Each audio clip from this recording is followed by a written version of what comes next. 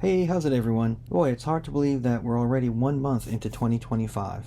Well, before we get further into the year, I did want to do a year in review type video, not to talk about specs or techniques or anything like that, but more like talk story about my favorite photos and experiences from the year, and also just some key moments in my photography journey over the past 12 months. And speaking of journeys, my wife and I celebrated our 25th wedding anniversary in January. I'm including a few of my favorite pics from our wedding album here, just to highlight how much the photography business has changed over the past couple of decades. First off, not to overstate the obvious, but these were shot on film and delivered in print. We didn't visit a website to preview the pictures, nor did we have access to download them ourselves, and there are no digital copies of these pictures.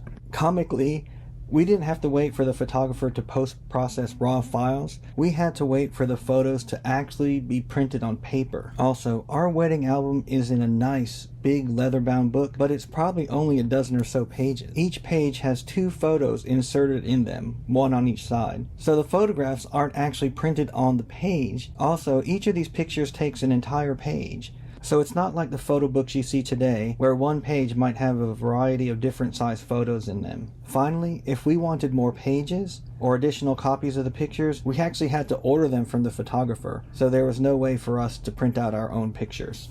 I'm sure that whole process seems archaic to wedding photographers today. Alright, here we go. February, of course, is all about Valentine's Day, but for some reason I don't have any pictures. But what I do have is a video from our dinner that night with an extra large fireball. I don't know if you're like me, but no matter how many times I go to one of these teppanyaki places, I can't help but film the fire. Now stay tuned to the end to see our chef's attempt to fire bend the flames. Here we go, watch out. 1, 2, 3. Oh, there we go. Damn, that's a good one. In March, Town & Country Surf sponsored a meet and greet with some of the participants in the Eddie Aikau surfing contest. My older son and his musical partner Rachel were asked to play music for the event, and this is a top-down view of them on stage. You can see the crowd queuing up on the left-hand side to get autographs from the participants who are on the right side of the frame. We took a late-season whale-watching cruise, and these things are usually kind of hit or miss. But for whatever reason that day, there are plenty of mamas and their calves. You can see one pair in this first photo here. My son and I happened to take a picture of the same fluke at the same time using 2 different cameras. One picture was taken with the Canon R8 JPEG auto white balance straight out of the camera, while the other picture was taken with the Fuji X-T3. Same thing, JPEG auto white balance straight out of the camera. Can you tell which picture is which?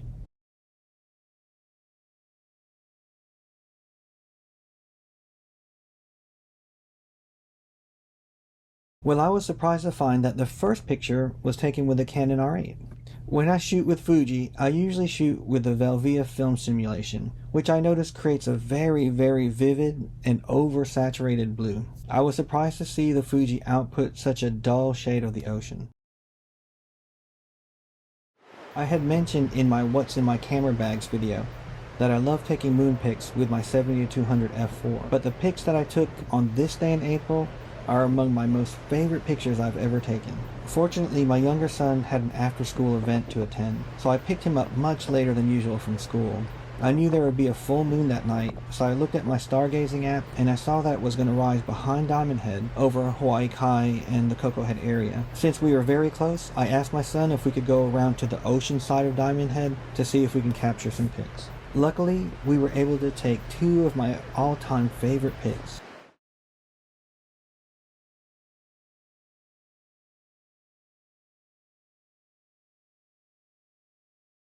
This summer, my older son bought his first car, a limited edition 2nd generation Mazda Miata. It was quite a unique find for Oahu, so he wanted to show it at a local cars and coffee meet. Coincidentally, at that meet, my younger son had an opportunity to see his dream car from Gran Turismo. This is a 1st generation NSX complete with the pop-up headlights. Another rarity in Honolulu. In addition to cameras, I've always been into cars and motorcycles, so I have plenty of pictures of unique vehicles, old and new, 2-wheeled and 4-wheeled. However, this third picture is absolutely one of my favorite car pics I've ever taken.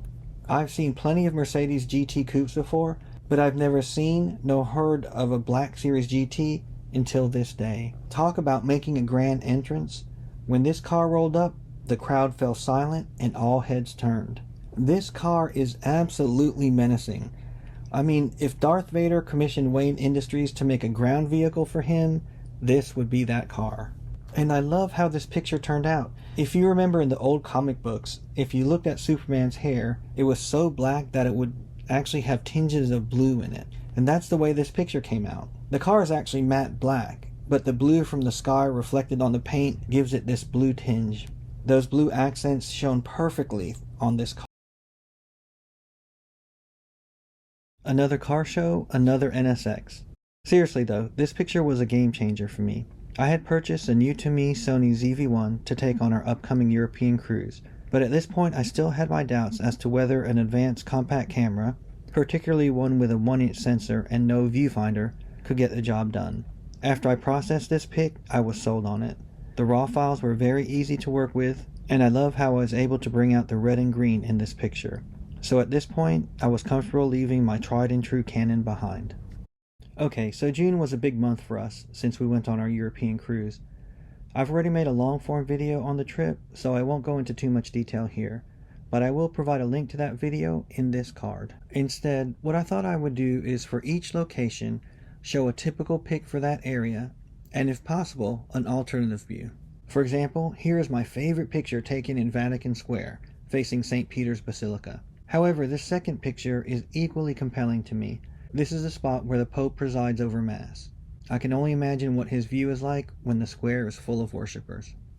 There are countless works of art in the Vatican Museum. In this first picture, you can see several full-body sculptures and busts all along this hallway. However, my advice to visitors is not to forget to look up. The ceilings are just as awe-inspiring as the works of art on the ground and at eye level. For instance, I believe this is one of the ceilings that looks three-dimensional, but it's not. It's only painted to give the illusion of depth. And here are a few more ceilings to gaze at.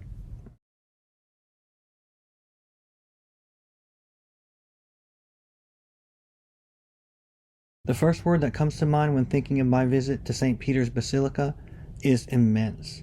It is unbelievably large inside. I'm so impressed that my little ZV-1 was able to capture this image that I think conveys the vastness of the space very well. When we were there, Michelangelo's Pieta, perhaps the Basilica's most famous sculpture, was being renovated. So I guess all of these that follow are somewhat of alternative takes, but they are no poor substitutes for the Pieta. All of these pictured and the many, many more that are found in the Basilica are unbelievably impressive.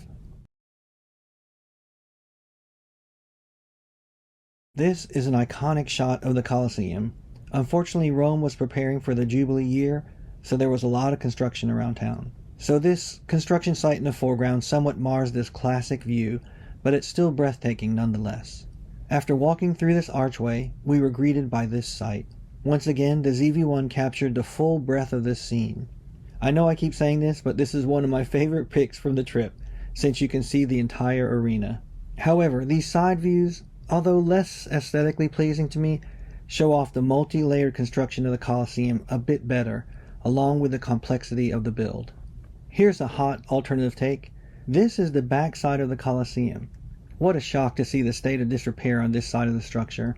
I'm not sure if this is because this side hasn't been renovated, or this is the true state of the structure after so many centuries.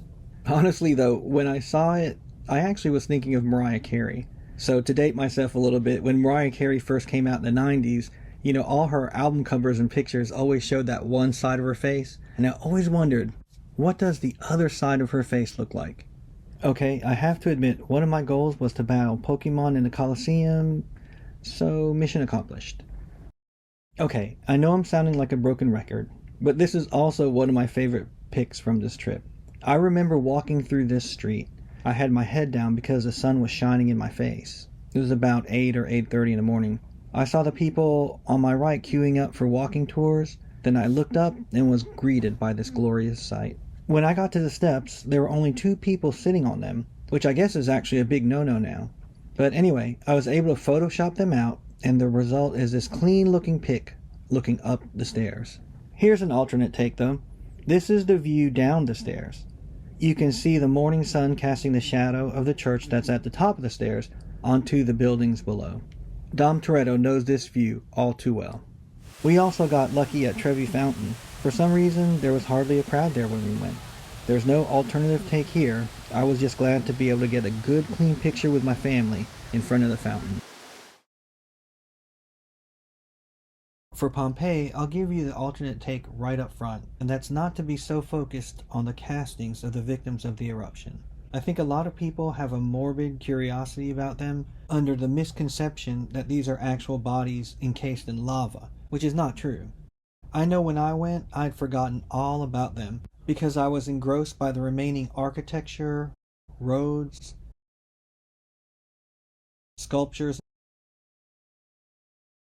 and paintings. I was also overwhelmed by the sheer size of the site. I didn't realize how much of the city had been excavated. It must have been a beautiful, thriving city in its heyday. I also thought the wall paintings were extraordinarily beautiful and surprisingly vivid. According to our guide, the ash and dry climate preserved the paint. Interestingly, I figured the paintings were from trained artisans. Well, it turns out the wall paintings were done mostly by slaves. I thought it was a bit of poetic justice that the homeowners were forgotten to time, but the works of art created by the slaves lives on. We drove along the Amalfi coast after Pompeii. This picture of Sorrento is from a cliffside lookout. Now this picture of my son was another turning point for me. I took my XT3 with me because we were going to be out for the entire day before returning to the ship. And I had with me 3 Fuji batteries, which were each much larger than the ones for the ZV-1. Well, the Fuji totally crapped out on me. It took me forever to get this pic. I pressed the shutter button and nothing would happen or it would get stuck. The exposures weren't right, and the EXIF data was showing crazy sub 1 second shutter speeds. Finally, I had a flash on the camera for a bit of fill flash, and it wouldn't fire. The camera did a similar thing to me on our last reunion in Las Vegas 2 summers ago, so I decided not to use the camera anymore. The failure of this camera and the success of the ZV-1 are both part of the reason why I started to dabble in the A7C later in the year. If you're a Game of Thrones fan like me, you'll definitely want to spend some time in the interior of the walled city, where a lot of the scenes were filmed. For example, don't miss this stop, it'd be a real shame. You see what I did there? But don't forget to get outside of the walls too. In fact, the following 2 pictures are my favorite pictures from the day, and they were taken outside of the city. Here's a shot of the city from the highest point in Dubrovnik. Here's an exterior shot of the wall. You know, the wall is so thick and tall, it's hard to believe it was made by hand. Finally, here's a beach along one of the walls. My nieces went snorkeling in one of these bays. This is also the ideal spot if you had to sneak back into King's Landing in the middle of the night. Okay, so that's how the first part of 2024 shaped up for me. If you stuck around this long, mahalo, I appreciate it. If you have any questions on the camera gear mentioned or any other locations, please let me know in the comments and I'll be happy to answer any questions. If you found any of this content entertaining, please make sure to drop a like and don't forget to subscribe for part 2. We'll be visiting Croatia, Venice, and Texas. There'll be clips from the first drone show that I've ever seen. We'll go comet hunting, and then I'll summarize my experience shooting Sony cameras towards the end of the year. And this is from the perspective of a lifelong Canon shooter. Mahalo again for sticking around, and I hope to see you for part 2.